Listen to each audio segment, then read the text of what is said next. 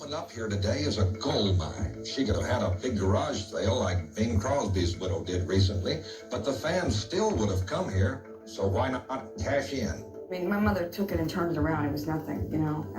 It wasn't going to provide for me or keep everybody afloat or do anything, so she had to do what she needed to do, and I understand that. And Lisa got a nice cut, $100 million. That should have lasted her a lifetime. It didn't. Lisa was never disciplined about money. She was a big spender, and she made some bad investments. She basically blew through $100 million in 25 years. We've learned at the time of Lisa's death, she was $4 million in debt, including $2.5 million still owed to the IRS. But we found out on the day she died, Lisa's estate was suddenly flush with cash. Family sources tell us Lisa had taken out life insurance policies, one for $25 million, another for $10 million. And there may have been a third $10 million policy, but they're not sure if it lapsed. Bottom line, there's more than $30 million to be divided among the three kids. So it appears financially, at least, Riley, Harper, and Finley are going to be just fine. But there are still big questions. Who gets custody of the twins? Who will still be able to see them? With so much bad blood in the family, that could get very complicated. Lisa's twins, Harper and Finley, are only 14. They need a parent, and there are several takers, but there is one odds-on favorite. A judge cannot order custody to a non-parent over Michael Lockwood's objection unless the judge finds that it would be detrimental to the children to be in Michael's sole care. And that is extraordinarily difficult to do. So everyone's been wondering, who's going to get custody of the twins? There's a lot of bad blood in this family. But we recently learned that Michael Lockwood, who's the father of the girls, is actually going to get full custody at the end of the day, which the girls apparently are okay with, and this should all shake out in the end. Based on what we're hearing, it is almost certain Michael will have full custody of the twins.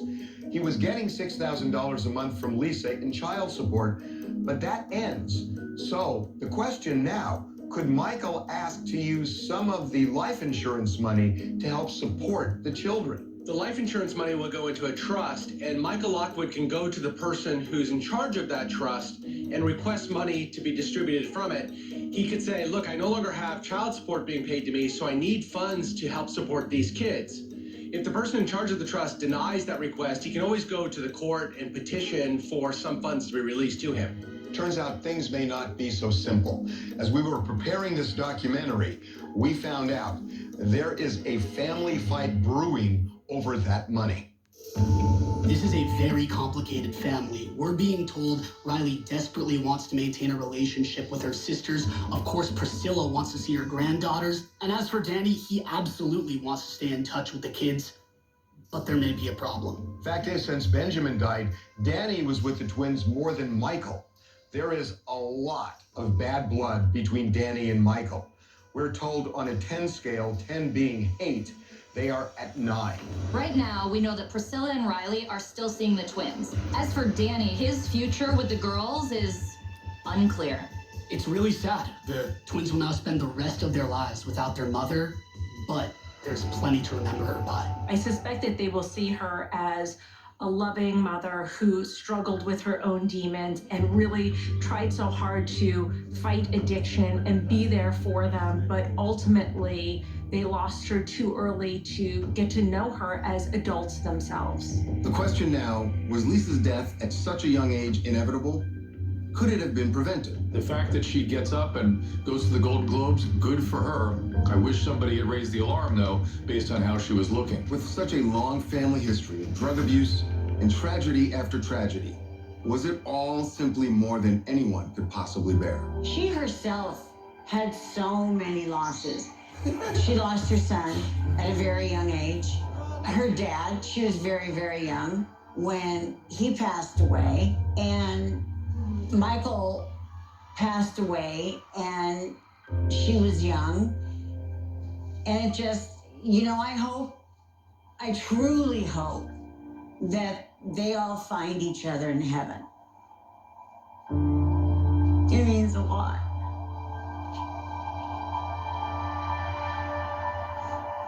I just think She deserves that. She deserves to see her dad.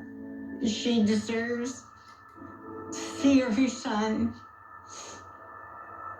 And Michael, of course.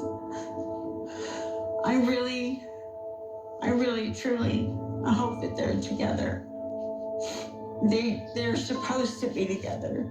If Lisa does turn out to be the latest casualty of opioid addiction, it could shine an even brighter light on one of the biggest crises in America. Deep pain is always present in people that get going on opiates, and we should have deep compassion for her. She's one of the now, I'm sure, millions of people that have died from this pandemic, the opioid pandemic, and we should have deep compassion, and we should be angry, and we should want to do something about it.